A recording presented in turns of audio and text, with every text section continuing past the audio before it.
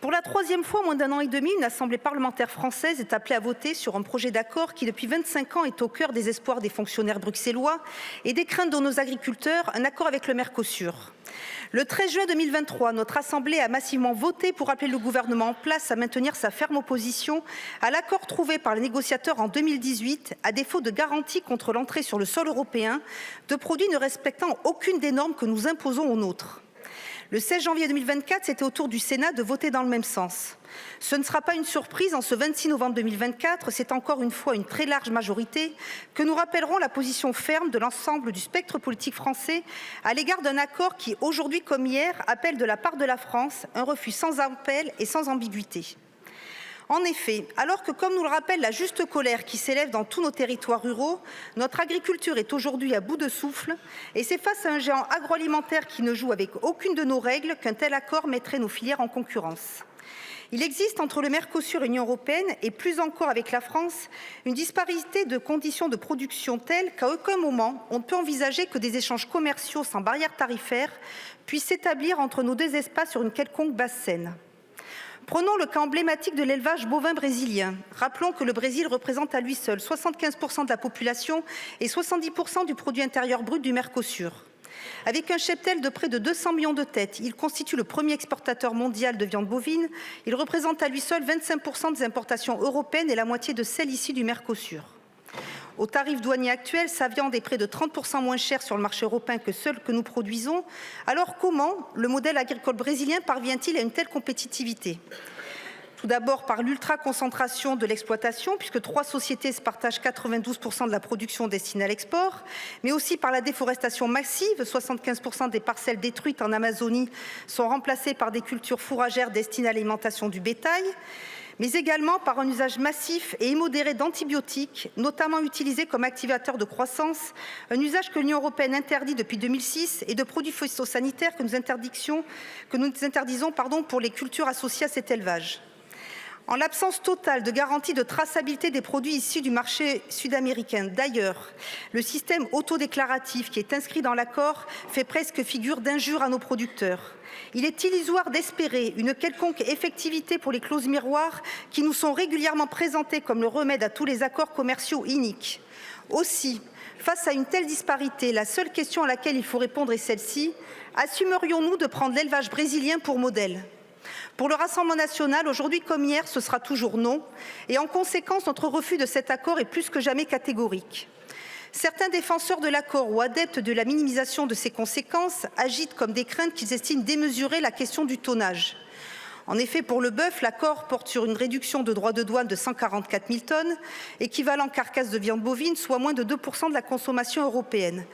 Cet argument est pourtant inopérant, car de tels contingents suffisent largement à déstabiliser profondément un marché français qui affronte déjà une lourde crise de décapitalisation.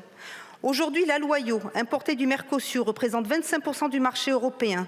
Et selon Interbev, l'accord ferait doubler cette part de marché au détriment direct de nos éleveurs, à qui nous imposerions sur les pièces à la plus haute valeur ajoutée une concurrence absolument impossible à affronter. Donc soyons clairs, pour bon nombre de nos fermes, cet accord sera ni plus ni moins une mise à mort. L'exemple donné pourrait bien évidemment être étendu à la volaille, dont nous sommes devenus importateurs nets ces dernières années, alors que nos élevages peinent à survivre face à la concurrence au sein même de l'Union européenne, aggravée par l'ouverture du marché européen à la production ukrainienne. Cet accord détaxerait un contingent de 180 000 tonnes en provenance du Mercosur. L'exemple peut être aussi étendu à notre filière betteravière qui a subi les conséquences de la fin des quotas sucriers, puis celle de l'interdiction des semences enrobées, qui se verrait maintenant affronter une concurrence accrue de la part du Mercosur avec 180 000 tonnes de sucre et 450 000 tonnes d'éthanol. Et nous pourrions l'étendre encore davantage. Est-il réellement besoin de convaincre qui que ce soit des conséquences délétères qu'aurait l'entrée en vigueur de cet accord pour notre agriculture, alors qu'un fonds d'indemnisation est déjà en cours de discussion pour assurer une mort douce à nos exploitations qui ne pourront survivre à ce choc concurrentiel d'une violence inédite ? En vérité, personne ne croit que cet accord puisse être bénéfique à la France et à l'Europe en matière agricole, mais à Bruxelles, on a depuis longtemps, et malheureusement en France, accepté froidement que nos campagnes françaises soient la variable d'ajustement d'une politique commerciale tournée vers le seul bénéfice de nos exportations de biens manufacturés et services à haute valeur ajoutée, notamment allemands. Ne nous y trompons pas, tant que nous n'aurons pas définitivement enterré le sujet de cet accord inadmissible, nos agriculteurs continueront de s'adresser au pouvoir public dans le plus légitime des élans de colère. Au-delà de cet accord, cette colère est dirigée contre le seul mot d'ordre qu'on leur impose depuis plusieurs décennies, subir. Subir une législation européenne et française de plus en plus contraignante, freinant toujours davantage les initiatives et décourageant les plus tenaces des exploitants. Sans jamais nous remettre en question, nous demandons à nos producteurs de faire mieux que leurs homologues des pays voisins avec moins d'outils qu'eux. Subir les conséquences d'une ouverture toujours plus large du libre-échange avec les marchés extérieurs et ce systématiquement au désavantage des producteurs européens et en particulier français. Alors qu'aucune renégociation n'est ouverte sur les accords anciens qui mériteraient d'être adaptés aux circonstances nouvelles, à l'exemple de l'accord qui nous unit au Maroc s'agissant des tomates, la Commission européenne n'a de cesse d'en négocier et conclure de nouveaux qui imposent à notre monde paysan toujours plus de concurrence déloyale. Subir enfin les attaques incessantes d'un écologisme dogmatique et déconnecté qui s'acharne à voir en nos producteurs des ennemis de l'environnement, alors qu'en plus de nous nourrir, ils font partie des principaux garants de l'équilibre biologique de nos territoires. Aujourd'hui, être agriculteur en France, ce n'est pas seulement travailler pour plus de 70 heures, mais également ne pas parvenir à dégager un revenu suffisant pour vivre dignement. C'est aussi se voir en permanence accusé d'empoisonner la population, de s'accaparer l'eau, de maltraiter les animaux, de refuser l'innovation. À cette marche forcée vers la mort de l'agriculture française, nous voulons opposer un projet dont la démarche est résolument inverse. Nous voulons en effet que la France soit maîtresse de son destin et cela s'applique au plus haut point pour le secteur agricole. Ainsi pourrait être résumé le programme du Rassemblement national pour notre agriculture, ne plus subir. Ne plus subir les surtranspositions qui nous handicapent au sein même de l'Union européenne. Ne plus subir un libre-échange mondialisé déconnecté de la réalité des marchés et ne plus subir les dictats d'une idéologie de la décroissance qui voudrait un retour à l'agriculture vivrière dans un monde à 8 milliards d'êtres humains. Aussi, le rejet définitif du funeste projet d'accord avec le Mercosur ne doit pas être vu comme un aboutissement, mais comme un début. Lorsque nous aurons dissipé cette menace, il nous restera à jeter les dés d'une grande politique de renouveau de l'agriculture française et autre chose que la dernière LOA complètement vide, pour lui rendre sa compétitivité tout en la protégeant de la concurrence internationale déloyale. Madame la ministre de l'Agriculture, vous connaissez les symptômes de la crise agricole actuelle. Ils appellent des mesures immédiates. Renforcer le dispositif TODE en intégrant les cotisations salariales dans le champ d'exonération.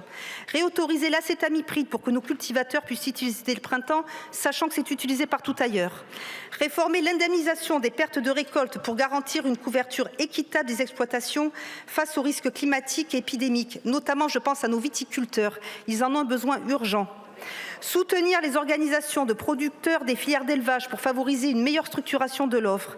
Mais aussi, Madame la Ministre, vous devez exiger sans délai une renégociation des accords commerciaux préjudiciables à nos filières. Concernant le Maroc, il est urgent de supprimer les réductions de droits de douane qui sont appliquées en saison estivale et de réguler le marché des tomates cerises, notamment. Le rejet de l'accord Mercosur-Union européenne est un préalable nécessaire mais non suffisant. Ne nous contentons pas d'éviter d'aggraver la crise, il est temps surtout d'en sortir. Nous ne croyons à aucune fatalité, la France peut et doit redevenir la grande puissance agricole qu'elle était il y a encore quelques décennies. Et lorsqu'une vraie volonté politique aura décidé de s'y atteler, la nôtre le fera. Elle le sera à nouveau, non à cet accord honteux avec le Mercosur et surtout vivre notre agriculture française. Je vous remercie.